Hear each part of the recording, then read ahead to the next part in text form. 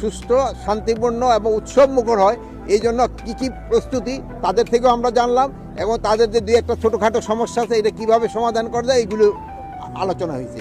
এখানকার যে তাদের প্রস্তুতি খুবই ভালো, তাদের এখানকার প্রস্তুতি খুবই ভালো। সিসিটিভি যেটা এটা প্রায় কেন্দ্রে লেগে গেছে, এবং আপনাদের আর দুই একটা কেন্দ্রে যেখানে আপনাদেরকে বলা হয়েছে যে বাউন্ডারি ওয়াল নাই, তারা একটা বাঁশের দিয়ে একটা বাউন্ডারি ওয়ালেরও ব্যবস্থা করে দিবে। টোটাল বাংলাদেশের জন্য 1 লক্ষ সেনাবাহিনী থাকবে,